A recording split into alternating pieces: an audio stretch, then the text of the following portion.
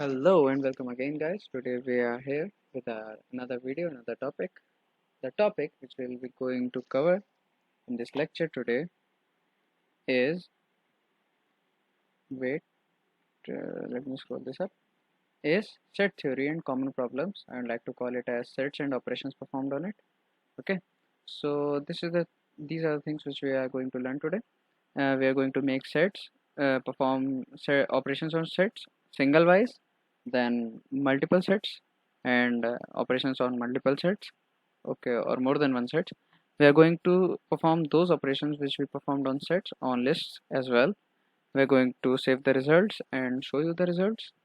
Okay, so moving forward, I'll make a new file here, a Python file. I'll name the file as sets1. Okay, always remember, guys, what we are going to do in these series of lectures. We will be covering the topic, the subject discrete mathematics, and we're going to perform every single topic and every single codings here on Python. I am using a PyCharm IDE as my editor. You can use any one you want. Okay, so let me go ahead and make a set. I'll first tell you the definition of a set. A set is an unordered collection of different elements, that is, there is no order. A set can be written explicitly, listing its element using set bracket. Set bracket here are curly brackets. Okay, so this definition is enough. So let me go ahead and type the syntax. So there are two methods for doing the same. I'll type both methods. I'll type s1 s1. S1 is the name of the set which we are going to make. First I type the second syntax, then I type the first syntax, which is set. Okay, then small bracket, then square bracket, not curly brackets, the square brackets.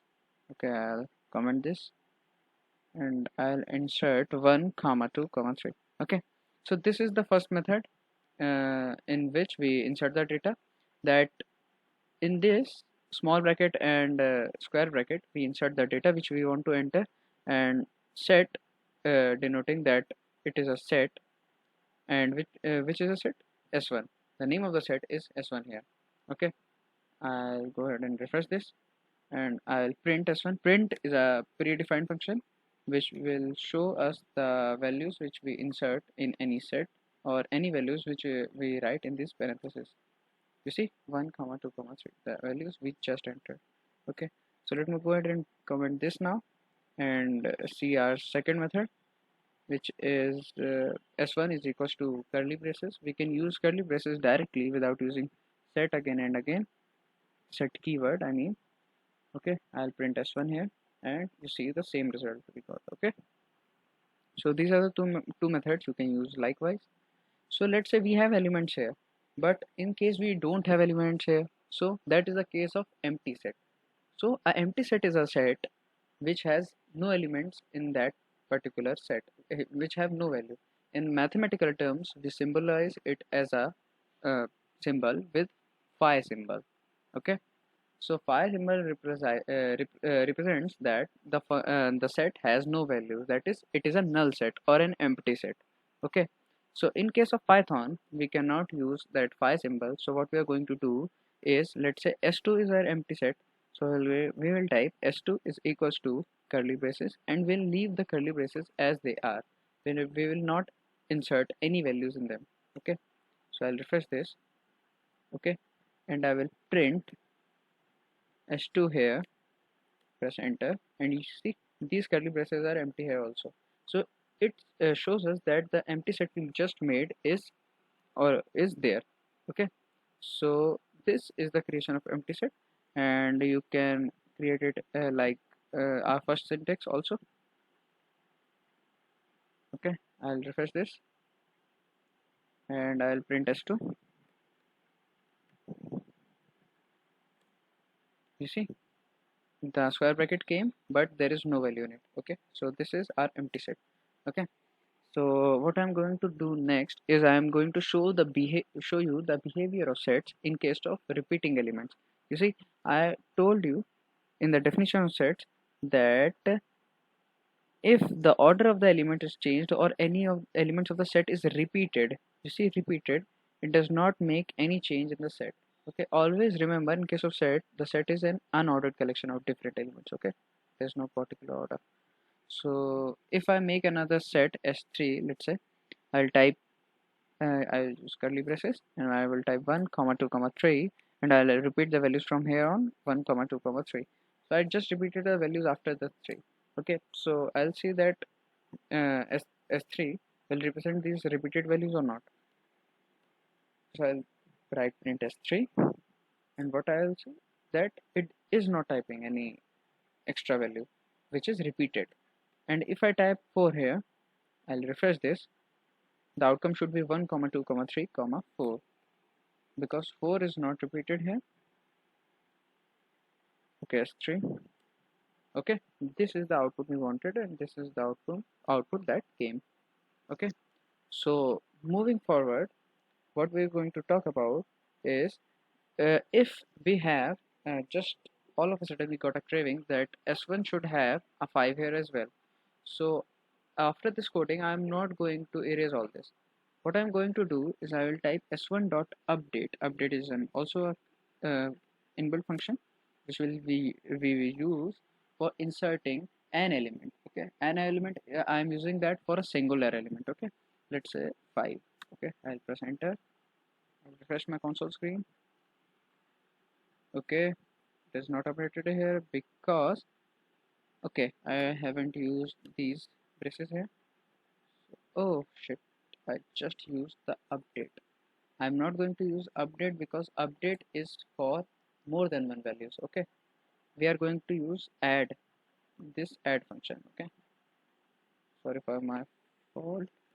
So I'll print s1 here. So I just inserted 5, so the outcome should be 1 comma 2 comma 3 comma 5. Okay, so this is the output, the desired output. Okay, so we can only insert one value at a time if we are using add function. Okay, but we can use more than one value, we can add more than one value if we want, like 7, 8, 9, which we can do with the help of update function. It helps us when we are using multiple values in case of inserting. Okay, so let me go ahead and refresh my console screen. And okay, I just forgot the square bracket here again.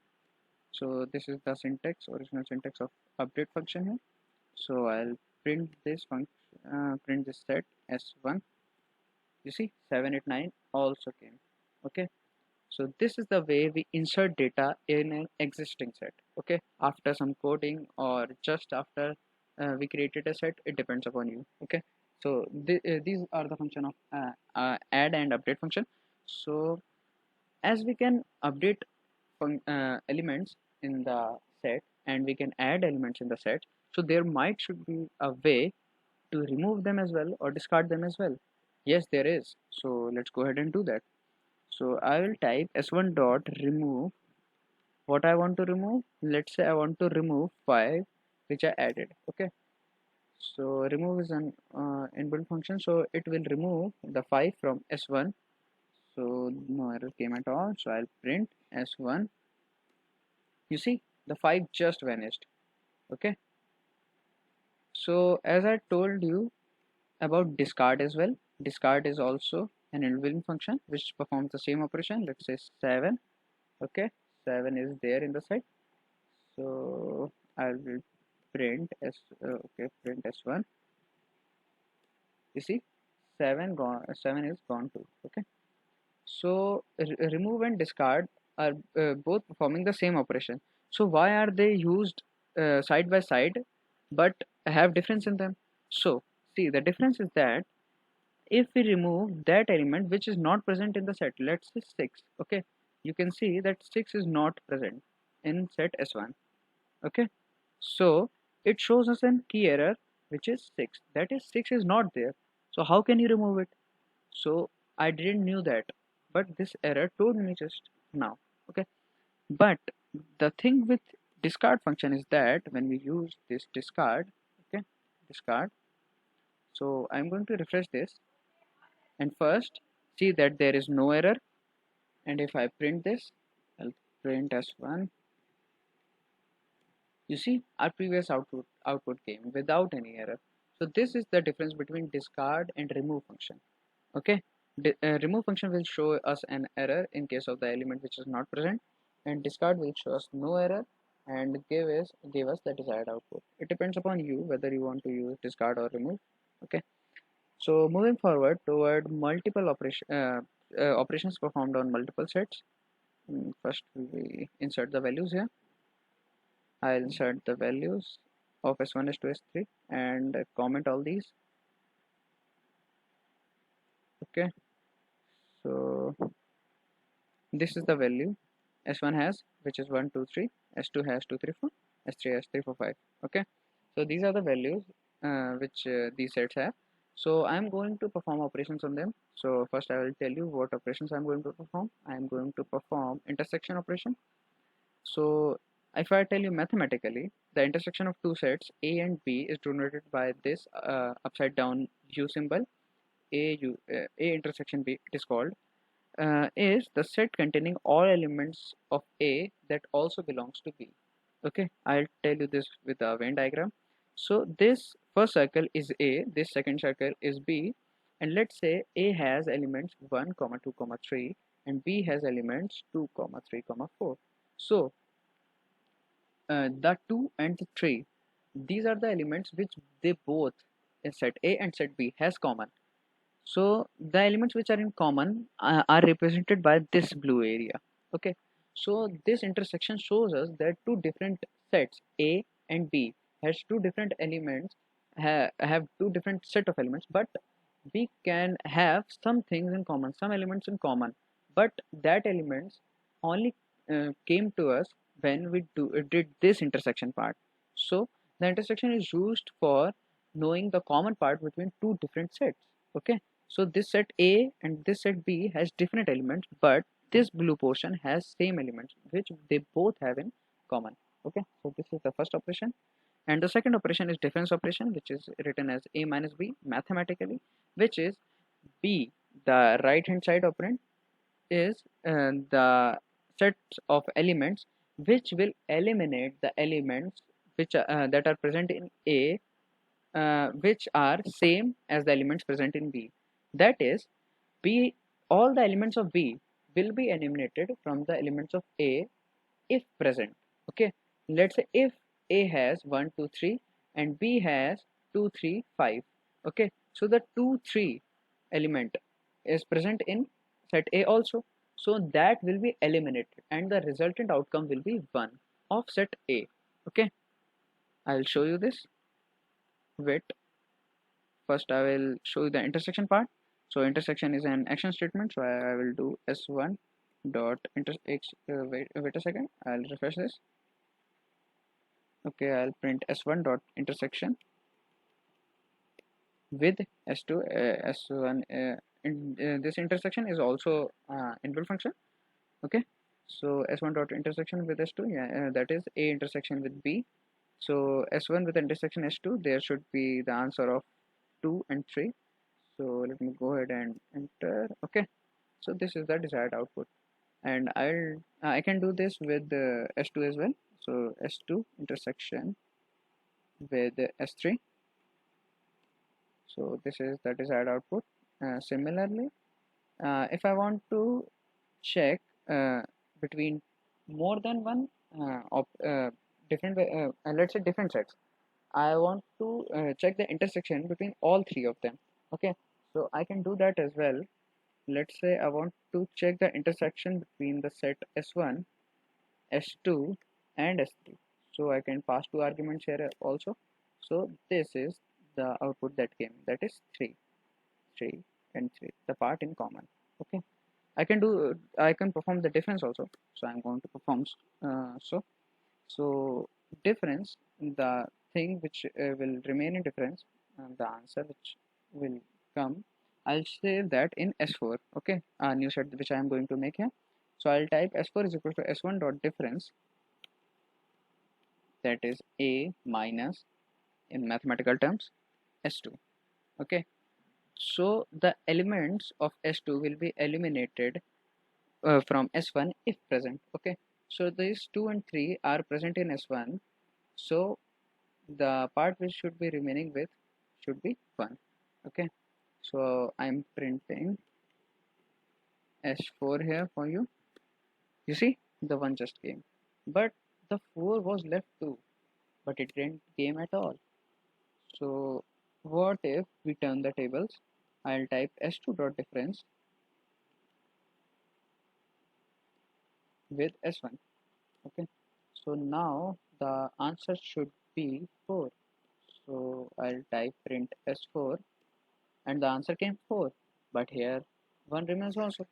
So why don't they come both together? So here comes the topic of symmetric difference. Okay, I'll tell you symmetric difference. The definition of symmetric difference. The definition of symmetric difference is that when there is a difference between two sets and we don't prioritize any of them.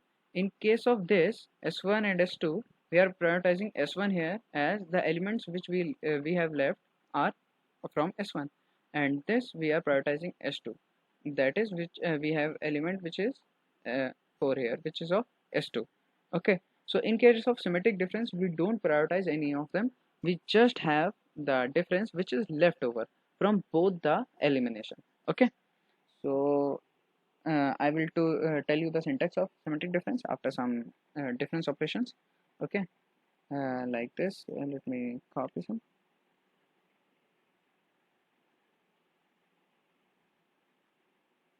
Let me go ahead and comment this. Okay, so S4 is equals to S1 dot difference with S2 and S3. So what is the difference? Wait, I'll print S4 here. The difference is 1. Okay, so S1, if all the elements from S2 and S3 are eliminated from here, so 2 3 2 3, and this 3 will also be eliminated, so what we will left be with will be 1. Okay, similarly if we perform that thing with the S3 here, the outcome should be 5. So let me go ahead and print that as well. So what is the outcome? The outcome is 5, that desired output. Okay, so the thing we were talking about, that is symmetric difference. So if I'll type S4 is equals to S1 dot symmetric difference like this with S2, so we'll be counting the leftovers. Okay, so the leftovers will be 1 and 4. So if I print them, I print S4 and see the desired output here. So this is the function which is performed by symmetric difference. Okay, so moving forward, what we'll see is, so let's say if we have the same problem that we have with that we didn't have with set, which is the case of repeating elements. Okay, like we type just like I type list L1 is equals to let's say we have elements 1 2 3 and I repeat them 1 2 3. Okay, so I don't want that want these repeated elements.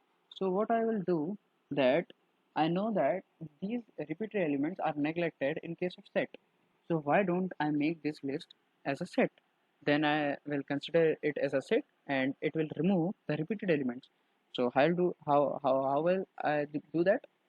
And let's see, list L1 is equals to 1 2 3 comma 1 2 3. So what I'll do is I will make another variable which is L2, and I will assign the value which is set of which I want L1. Okay, list L1. Okay, so I want to make a set of list L1, but I want to print it as a list. Okay,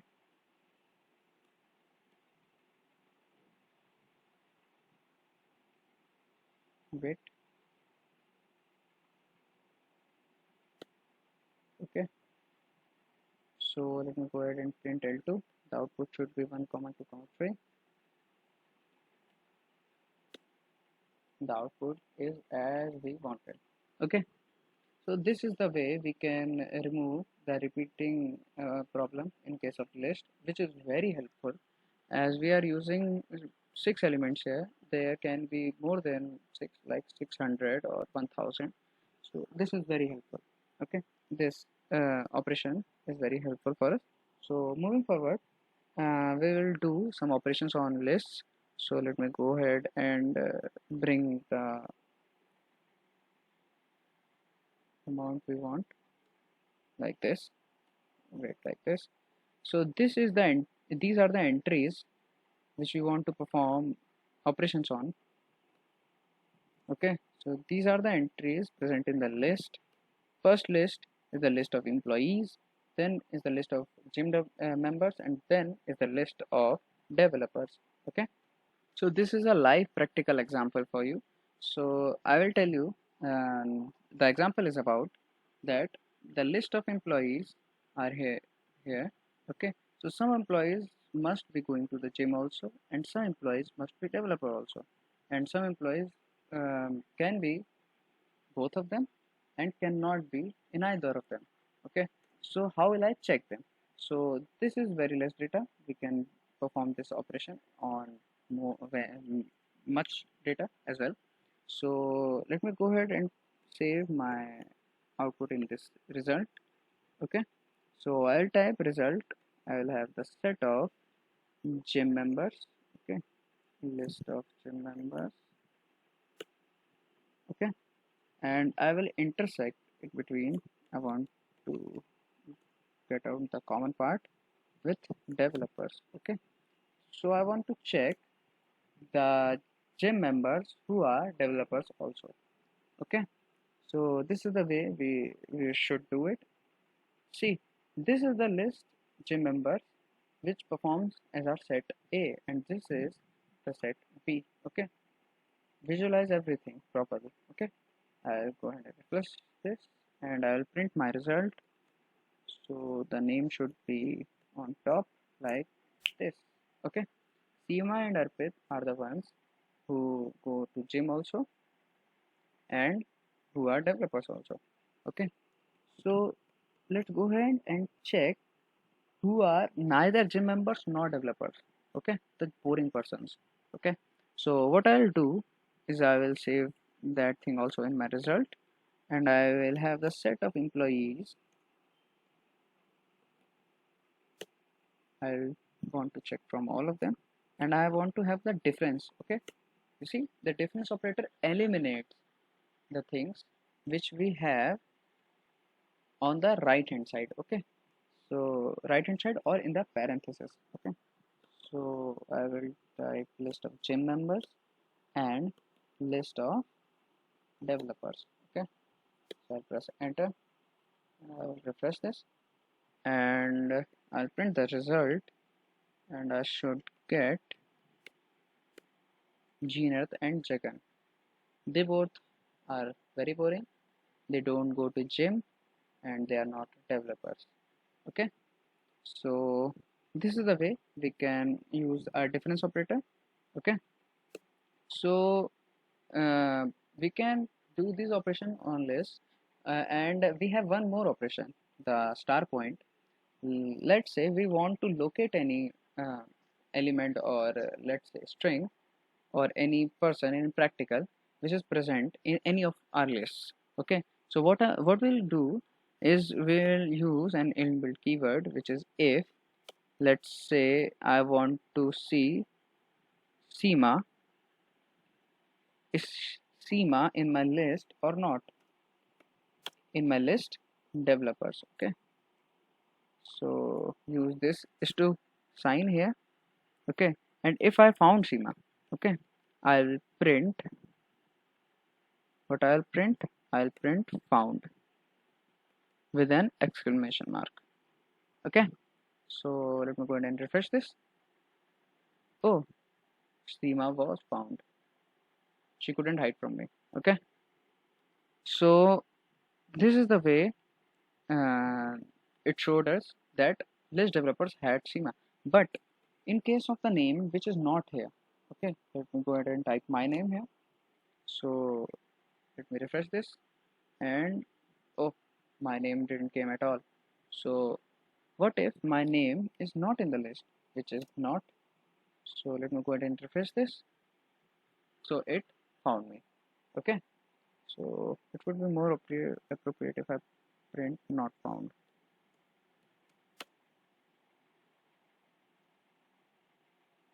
Okay. This is more appropriate. This is more like it. Okay. So these are the operations which we perform on sets and can perform on lists as well, which is very helpful. We are see I'm underlining or highlighting this point many times, that this is very much less data. Okay, we can perform this on a huge amount of data as well, and these operations of sets are very helpful in that case. Okay, so let's wrap this up, guys, with this is our last topic. Okay, so do like, share, and subscribe this channel. So much to learn here. I know that I'm explaining everything in brief, and most of the things cannot be making sense to you at this particular time, but believe me, they are very helpful. And if you have any problem, bang the comment section, make your way out of every problem. Just bump down the comment section and tell me what problems you are facing. Okay, so if you have watched till now, thanks a lot, guys. This is Aaron Bhatt. Thank you.